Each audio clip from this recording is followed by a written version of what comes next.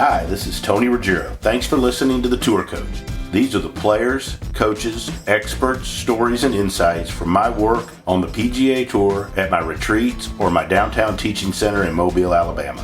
My goal is to shed light and share insights from the people who I've gotten to know and meet working on the PGA Tour and teach it through my career. And I hope this helps all of us play, coach, and teach better golf. If you like what you hear, please give us a good review and take a look at our new Dew Sweepers YouTube channel or the Dew Sweeper on Instagram, where I've taken some time to share videos of help from my teachings, travels, and journeys.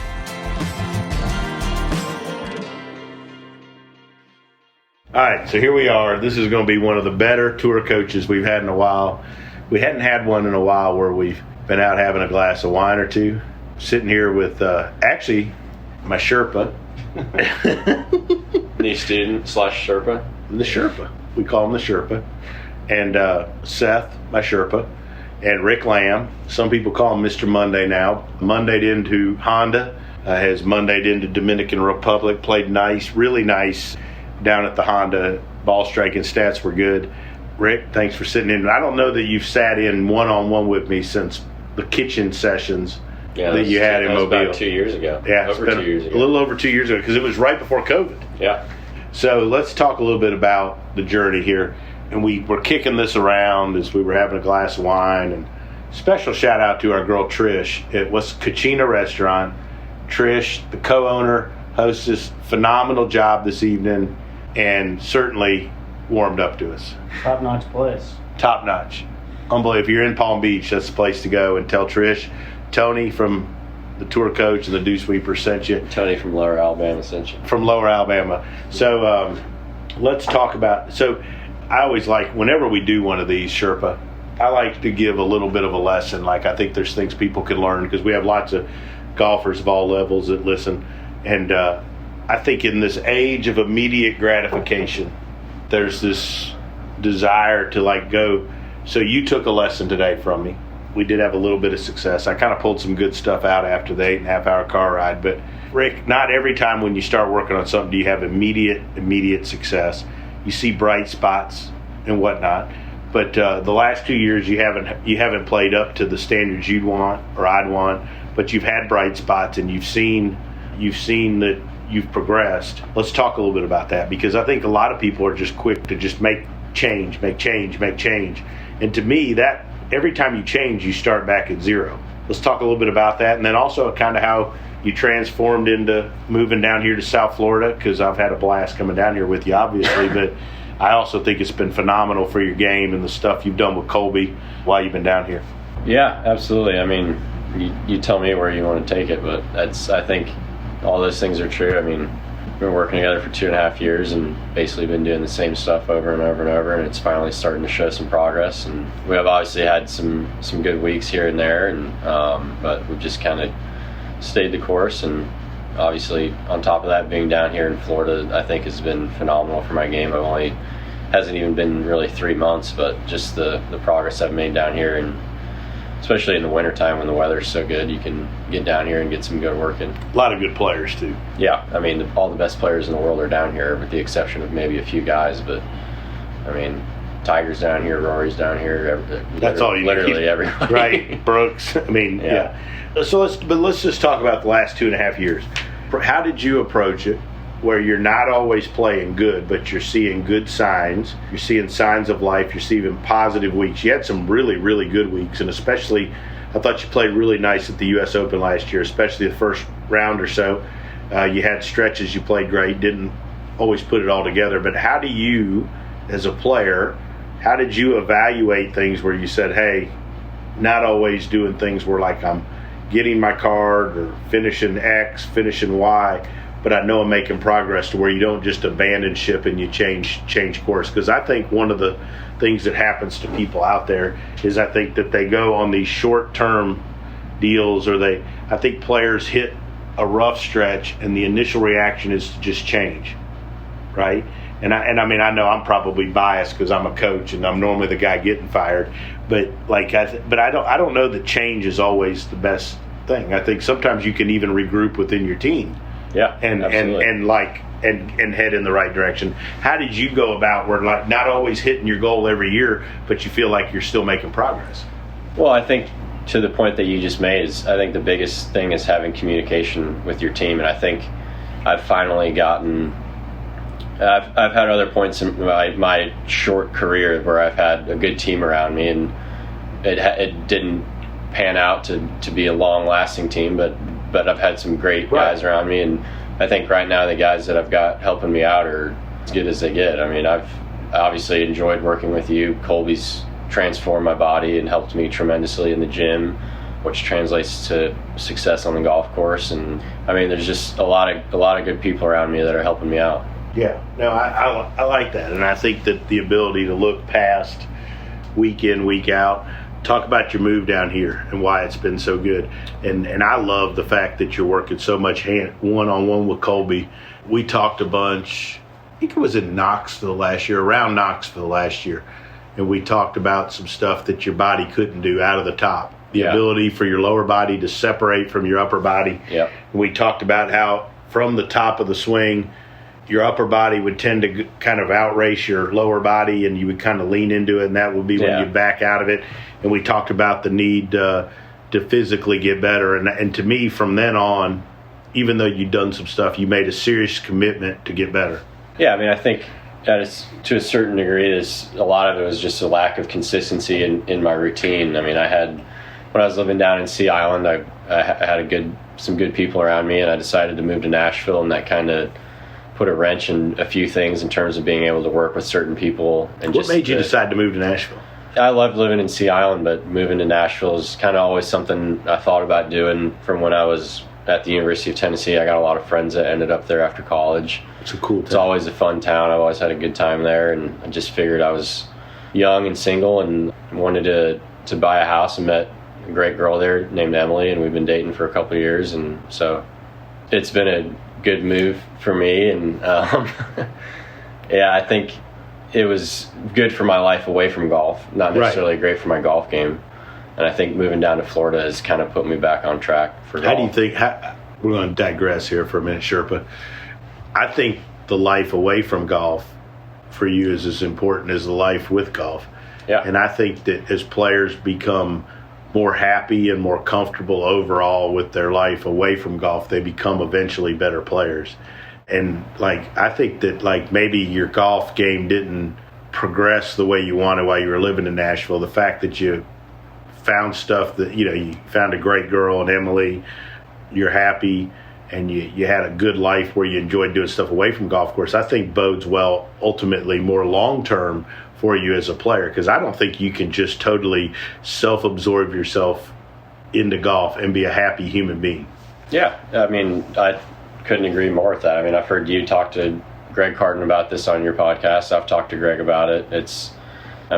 There's, to a certain degree, obviously, we're sort of living out our childhood dreams playing professional golf and playing on the Korn Ferry or PGA Tour, whatever your dream was. But to a certain degree, if you don't have things going on outside of golf that make you happy, it's not a lot of fun out there, I would say. So I think moving to Nashville and meeting Emily's kind of given me a perspective of golf is not the most important thing in my life, which obviously takes a little pressure off the performance aspect. Does it make it easier to practice doing that, or make you want to practice more or work? How's it change how you work? I've probably practiced less since I've moved to Nashville, and just sort of getting that more kind of, I guess I'd say it's quality over quantity. So, when I was in Sea Island, it was just golf all the time, which was great, especially as a young professional, because there's so many guys down there that you can learn from, so many experienced guys. There's guys really at every level. There's from Davis Love down to Grayson Sigg, who's a rookie on the PGA Tour. You can learn from every single one of them, and you're in a competitive environment day in and day out. You're working out with these guys. You're trying to beat them on the golf course. So it's a great environment to be in as a young pro, but it doesn't leave a whole lot of room for anything else. And I would say this, from having spent some time there, I think that, I think it's an amazing place. I spent some time teaching there. Yeah. But I also think that young guys, Emilio Gonzalez, who's a student of mine, and a great all-around guy who's friends of all of us. But like, I think you find yourself where it's a one-sided deal, and you become, you know. To a certain degree, like you could feel like a robot because you're just doing golf all the time, right? Like, you don't.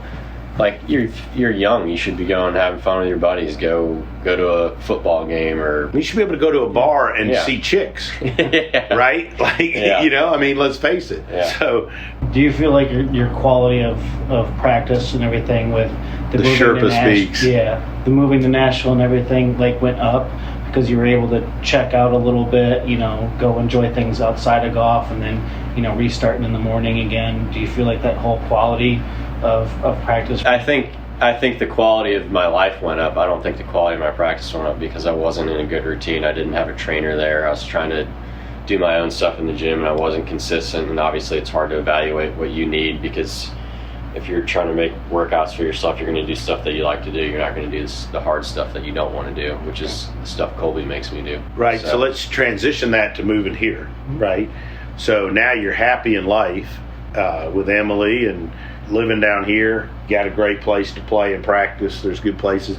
And then also you're with Colby, and everybody that listens to this knows my feelings on Colby. He's been the biggest influence on my teaching in the last decade because of the ability to help people do I say this like the things that I'm trying to get you to do, right? Yeah. And his positive influence on all of us. Talk a little bit about how working with him has made it easier, if it's easier or whatever, or how it's help the stuff we're trying to do in your golf swing. Yeah, I mean, I think from the first time I worked with him in the beginning of the pandemic, I mean, I knew him from when I was on tour back in the day. I just went to say hi to him or whatever. Yeah. That was really the extent of our relationship. But when you had him up to Sea Island, I guess it was early in the pandemic, he gave me an evaluation. He gave me a couple things that I should work on in the gym, and worked on them a little bit, and they seemed to translate pretty well, pretty quickly to my game. And started working with him that fall, where he'd send me some stuff and I'd do it in the gym, and it definitely helped, but I wasn't as consistent with it as I have been the last 3 months that I've been here, where I can go see him when I'm in town rather than on an off week flying down to Florida from Nashville instead of kicking my feet up at home. I also think what he does is different in the fact that what he gives you is specifically designed for what you're working on in your golf swing. Yeah. And I've said this a million times, and I've talked at some things, and I've said, like, I would always, you know, I've always been around fitness people, and they would come in and they would just tell you all this stuff you need to do, and they'd give you their opinion, but a lot of it didn't coincide or mesh just with what you're doing in your golf swing, and you got all this stuff to do.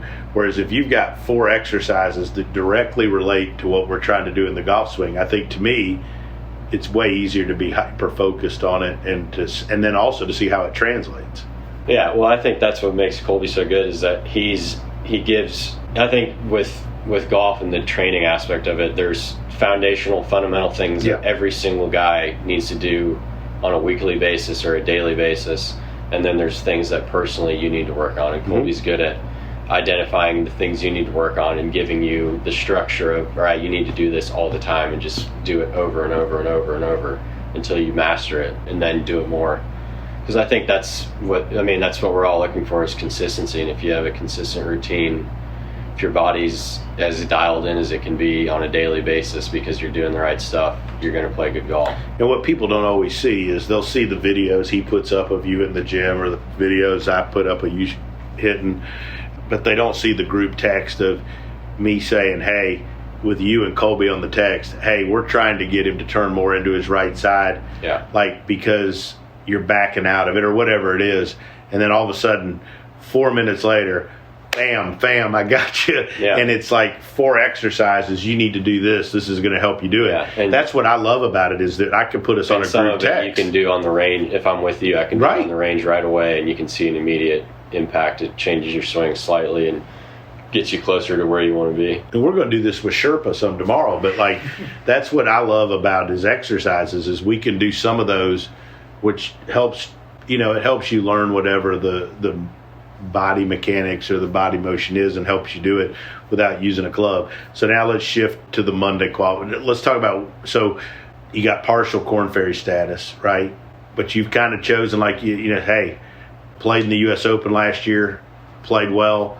You want to play the PGA Tour. You've played on the PGA Tour. Let's talk about your mindset and your thought process, and then you Monday into Honda, and let's talk a little bit about that and how you played at Honda and what our thought process is going forward. Yeah, I mean, I think that's sort of, I guess, the biggest shift that I had this offseason was, I mean, everybody's goal is to play on the PGA Tour and play at the highest level and play in the biggest tournaments, and I think my best shot at doing that is playing Monday qualifiers, and if I have a good week, I can potentially play my way into the Korn Ferry playoffs, or if I play great, I can somehow play my way into some status out there. I mean, I guess that's where I want to be. That's where I see myself playing golf. If I'm going to continue to do this, that's where I want to be. So I think that's at where I am right now with my status. That's the most direct route I have, is I can go play Monday qualifiers and try to get into the tournament and play as good as I can. So when you Mondayed into Honda, thought Honda was you played well, but I thought it was a great tournament for you from the fact that, like, it reminded me of the U.S. Open. I mean, it's a ball striker's golf course. Like, it's not, and I'm not making fun of a Korn Ferry golf course, but a Korn Ferry golf course, generally speaking, you hit it and you wedge it, right? Yeah, you're a ball striker. You play golf. Yeah, you don't get that challenge as often on the Korn Ferry Tour. There's a few weeks here and there, especially more towards the playoffs, where you gotta step up and play some good golf. But for the most part, guys are shooting 20 to 26 under to win a tournament, and I think I do better when it's more plot your way around and you gotta just strike your ball. I love hard golf. The U.S. Open was obviously awesome to play in a major, but I was more excited because I wanted to see how my game measured up to What'd you take from that? When you left the U.S. Open at Torrey, what did you take from it? What did it tell you about your game?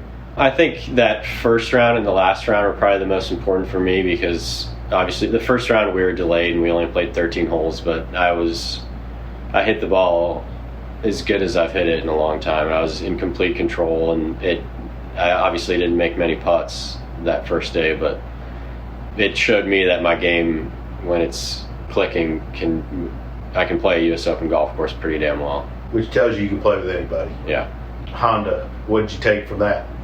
Similar in terms of just the grind of the week. I mean, it was obviously a tough golf course, and you're kind of on that knife's edge all week of trying to get some momentum going and make some birdies and shoot 2 to 4 under, and you can kind of pass some guys doing that, trying to balance that out with avoiding all that. Really, if you shot even each day, you moved up. You know, yeah. It's interesting watching this.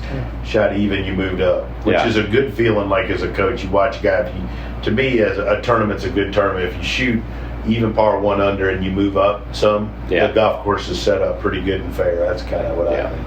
I mean, I thought that week was a good measuring stick for my game, to where obviously I played some good golf and showed some signs of good golf, but I didn't feel like I putted that well. Felt like I had a couple of sloppy mistakes that led to double bogeys, and which is just something you can't make double bogeys on tour.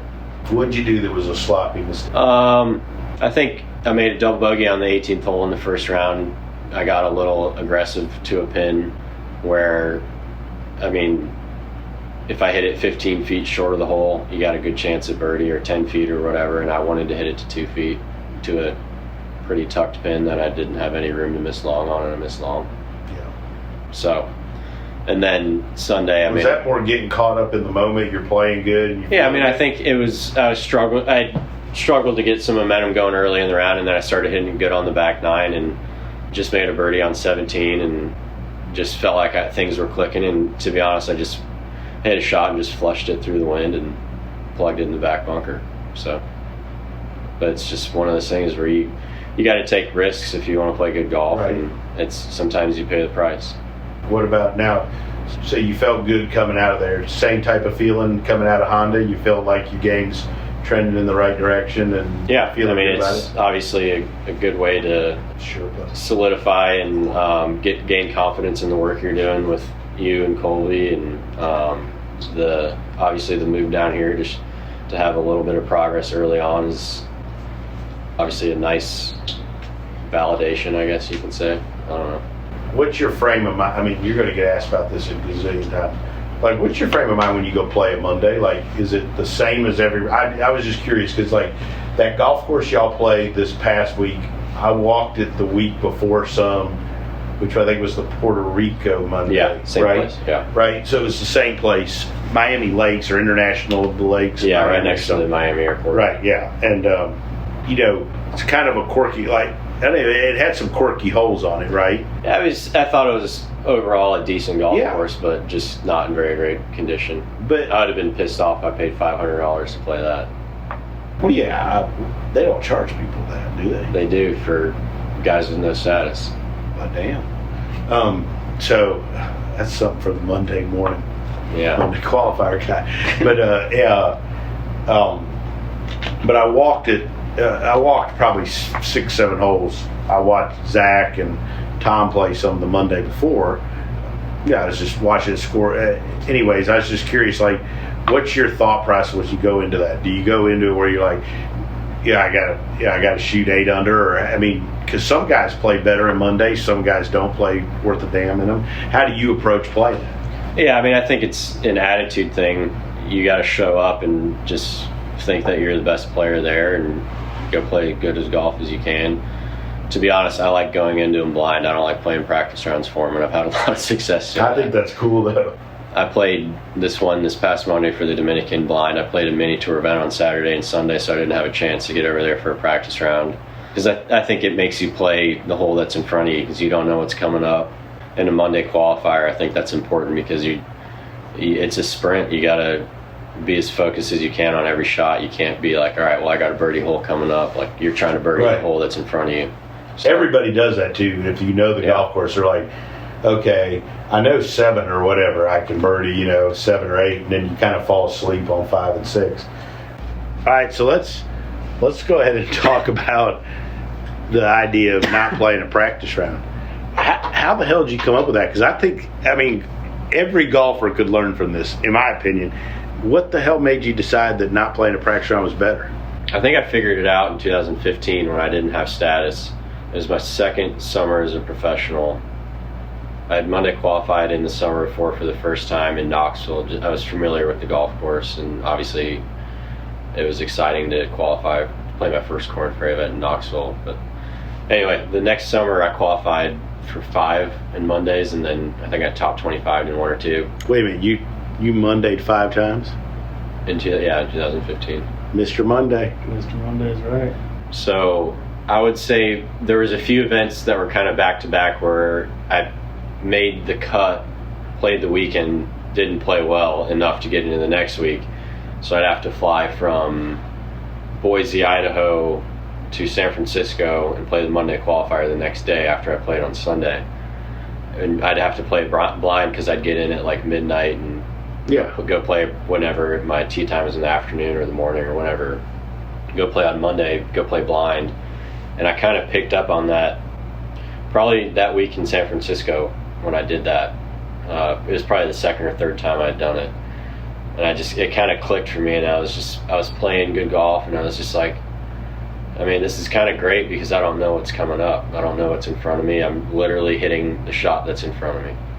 And it just, for what, I don't know. Which is what, every person always talks about playing golf, right? Yeah, and the it's most hard, important if shots you know the golf, in front it's of you. impossible to do if you know the golf course.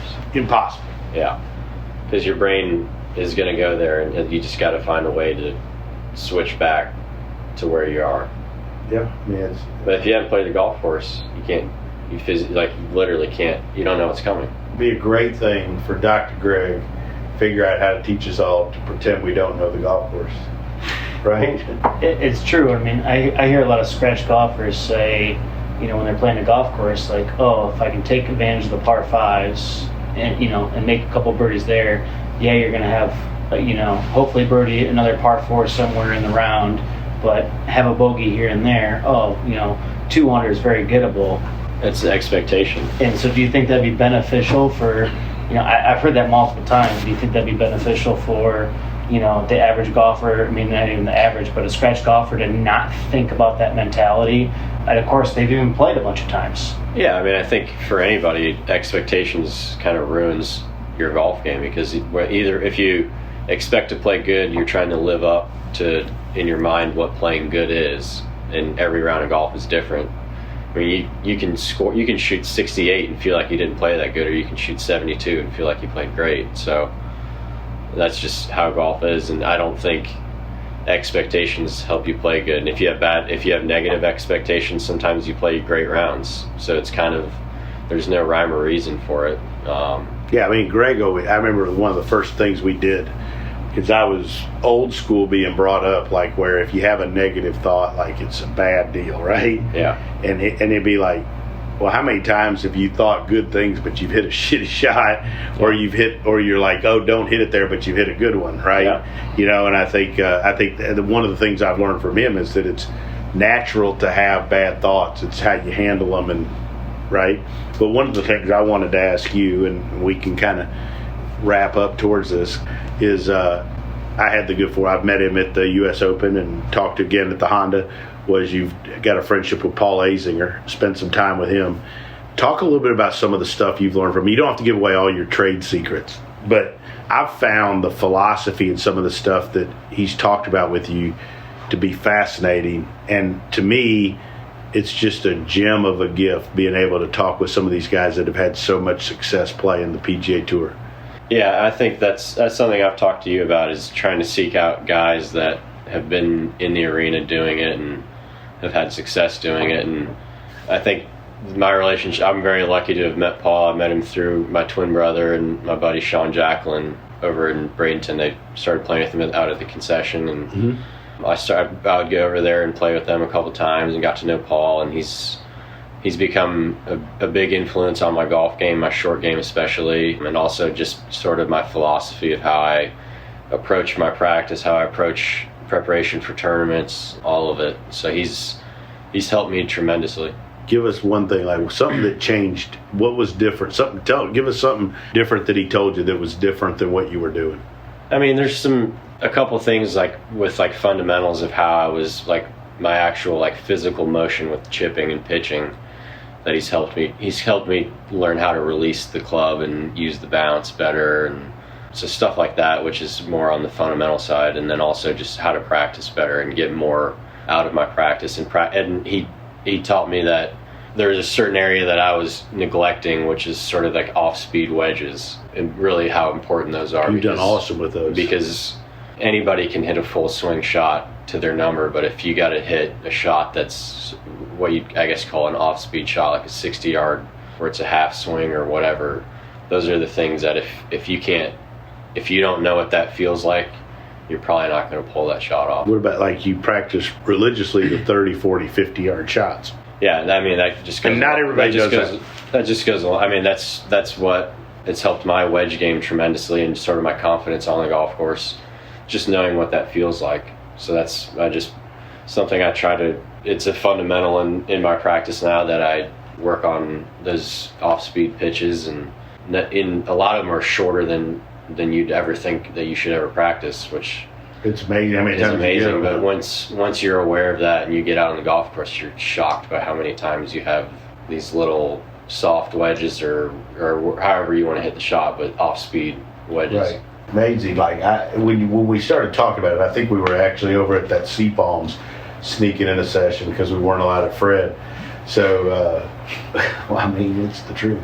So we snuck over to Sea Palms and we did a little session, and you were hitting those 30-yard shots and 40-yard shots, but you started looking at the 30-yard shots, and we were talking, and you're like, I mean, how many times do you actually get that? Like par fives, miss the green, pins at the back, 30-yard shot, right? Same thing, long par four. Like, how many of those you get? You get 2, 3, 4 of those rounds. Yeah. You know, and you get those up and down. And if you could just get one more up and down than you normally would, that's 4 shots for a tournament. That's the difference between 15th place and 3rd place sometimes. Mm-hmm. But the biggest thing I've talked to Paul such like just a nanosecond of what you've done, but it's just listening to him is the mindset. And it's a mindset of a guy that knows he's going to be successful. Yeah. And knows he's going to win.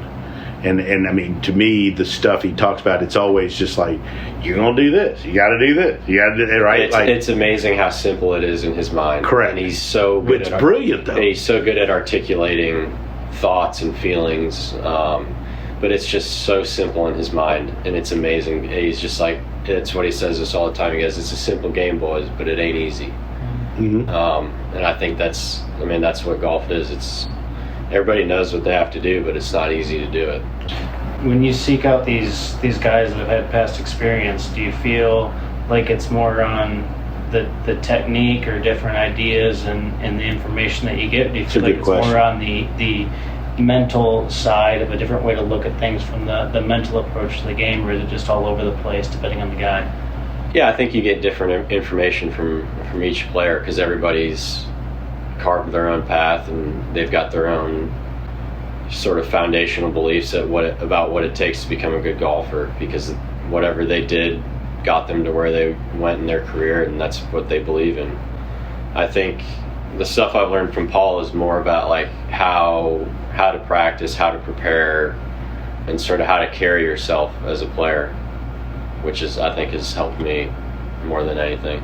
I think that's, yeah. And I think it's the same, like I know, and I'm just speaking from a teacher's point of view, but like when I've gone to watch other great teachers, people that I admire and respect, it's not just the information like the X's and O's of teaching that I'm watching. I know from the couple times I've observed Butch, and everybody knows I'm a huge Butch fan, but like it wasn't just the X's and O's of Butch, it was how he carried himself as a teacher, how he handled himself in front of a student, how he thought about teaching. And those things are just as important. I think from your perspective, it's all about who the player is and knowing how you can get, like with our relationship, how you can get the most out of me. Right. I mean, I'm someone who, if I'm not doing the right things, I need to be yelled at. And that's how I respond to that, I guess. Some guys need probably a more delicate approach, but I think that's a challenge for you guys, is figuring out how to get the most out of the player. You have guys that, are, super hard on themselves, they get beaten up at home, whatever, like they don't need to be yelled at more. Yeah. They need you to put their arm around and tell them that you're doing an okay job and hey, we're on the right track. Or somebody just to go have fun with. Right. And then there's guys that, man, like we have plenty of fun, but you got to go, hey, we don't need to wander off things that we're doing. We got to stick to what we're doing because we're doing the right stuff. Or you know what, you're doing the right stuff, but you haven't been in the gym in 3 weeks and your ass isn't moving as good. Right. I mean, I think that's the art of teaching. Absolutely. Sherpa, any party comments? This has been a good one. No, I don't think I really have anything other than, hey, how'd you like your first lesson with me today? I gotta say it was pretty good. I don't want to get your head too big, but it was pretty good. I'm excited for. Was it as good as dinner with me at Kachina? I don't know. That had some pretty good scenery. Entertainment value is high. Entertainment value is high. BDR, awesome stuff. Can't wait to go to Dominican. Gonna keep the roll going. Sherpa, we're gonna get after it again tomorrow. Look forward to another one. Thanks for sitting in. Thanks for listening to this edition of the Tour Coach. I want to take a minute and thank Cordy Walker and Golf Science Lab, as well as my sponsors Shrixon, Buick, Bushnell, and Vineyard Vines for helping make all of this possible and helping me share my insights with you. If you like what you've heard, why don't you check out more on the Dew Sweepers channel on YouTube, as well as the Dew Sweeper on Instagram, or go to dewsweepersgolf.com to find out more about my teaching, my travels, and where you can find out more about me.